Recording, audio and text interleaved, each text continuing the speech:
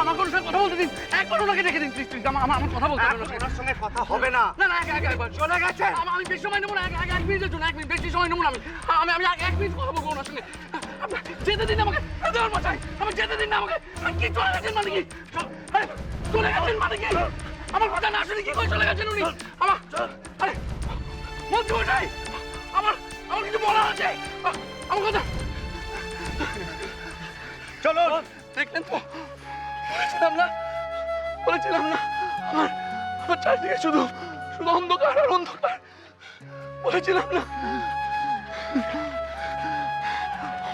আমাকে 1 মিনিট যেতে দিন, আমার অনেক কিছু বলার আছে। আমাকে আমি আপনার হাত পা ধরছে, আমার পায়ে পড়ছে, আমাকে ও মন্ত্রী মশাই।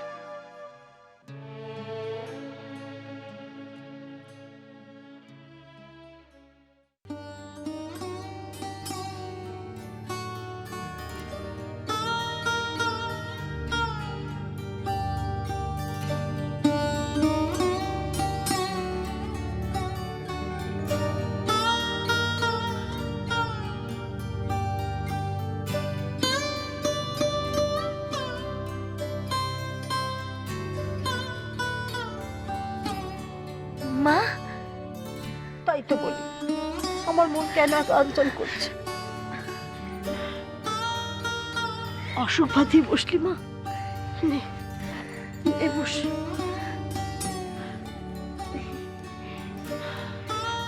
ঠিক আছে মা, এখন আমি ঠিক আছি। গরমের জন্যই। শুনেছি, সব শুনেছি আমি। মরি, ডাক্তারবাবু যা যা বলেছেন সব কিন্তু তোকে মেনে চলতে হবে। মা, এত সব কি করে তুমি? কি খবর দিল বলো তো তোমাকে? তোর শাশুড়ি। কি? এই বাড়ি থেকে মা ফোন করেছিল তোমাকে?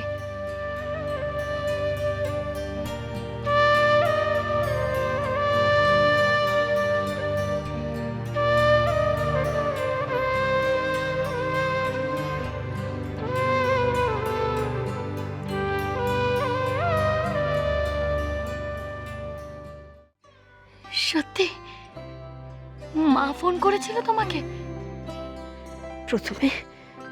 প্রথমে ওনার ফোন পেতে আমি একবারে ঘাবড়েই গিয়েছিলাম। ভাবলাম কি জানি আবার কি হলো। কি কি বললেন উনি তোমাকে? বললেন তোর জ্বর হয়েছে, তুই আমাকে দেখতে চেয়েছিস। মা তাই বললেন?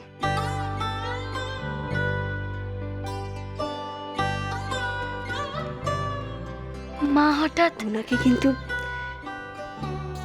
তোর ব্যাপারে খুব চিন্তিত দেখলাম মরি।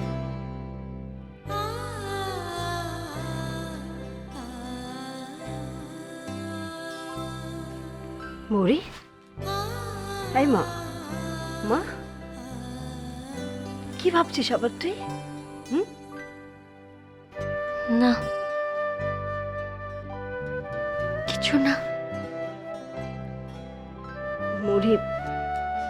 মরি দেখ, একটা কথা বলি। হ্যাঁ, উনি ছেলে শোকে ছেলেকে অমন ভাবে হারিয়ে কি বলে ফেলেছে। ওনার সব কথা ভুলে যা ওনার সব কথা মা।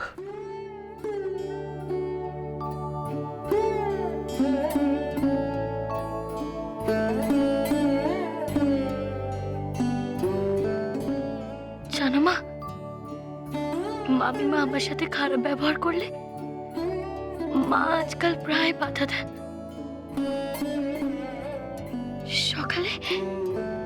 সকালে ডাক্তার দেখতে এসে বলে যাওয়ার পরই মা ছায়ার দিকে বলে আমার জন্য চিকেন স্টু, ডিমের পোচ সব বানাতে বললেন। এ তো খুব ভালো কথা মৌরি। তোর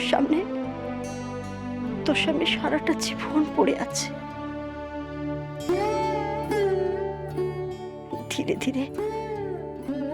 ধীরে ধীরে তোকে স্বাভাবিক জীবনে ফিরে আসতে হবে তো মা। আসতেই হবে।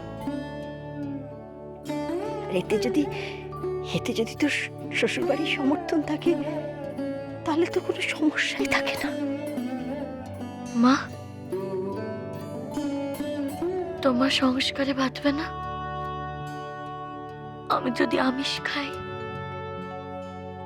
রঙিন শাড়ি পরি, বলো না গো মা, বাঁধবে না?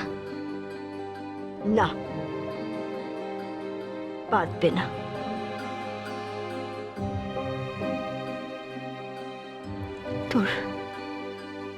তোর বাবা খুব খুশি হবে।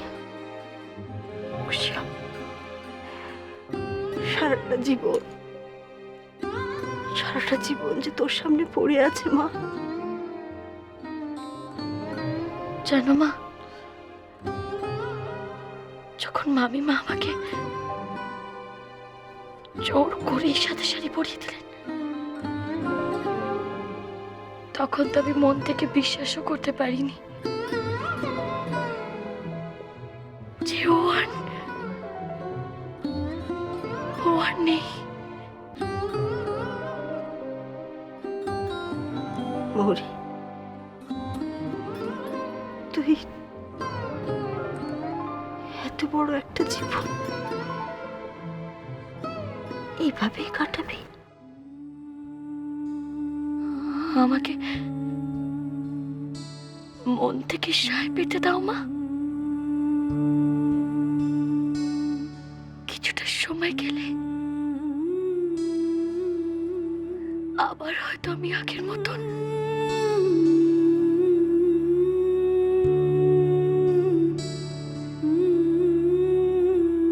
তবে ও ছাড়া আবার কি আগের মতো সবকিছু সম্ভব?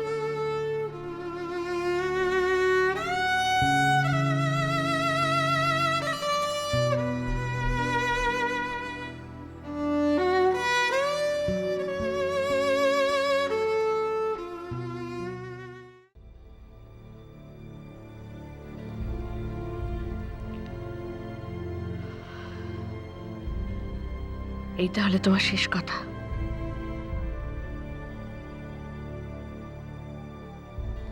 হ্যাঁ মা।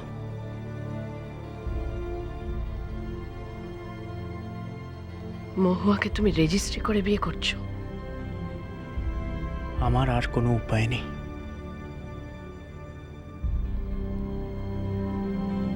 আমার দুর্ভাগ্য যে আমার চোখের সামনে আমি আমার ছেলেটাকে শেষ হয়ে যেতে দেখছি। বিয়ে করা মানে তো শেষ হয়ে যাওয়া না মা।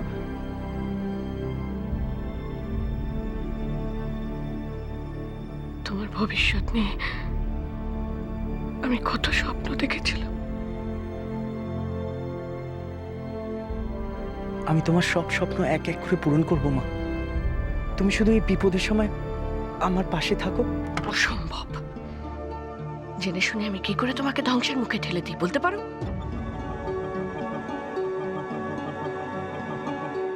জেনে শুনে আমিও বা কি করে মহুয়াকে ধ্বংসের মুখে ঠেলে দিই মা? মহুয়া আমার সন্তানের মা হতে চলেছে যে।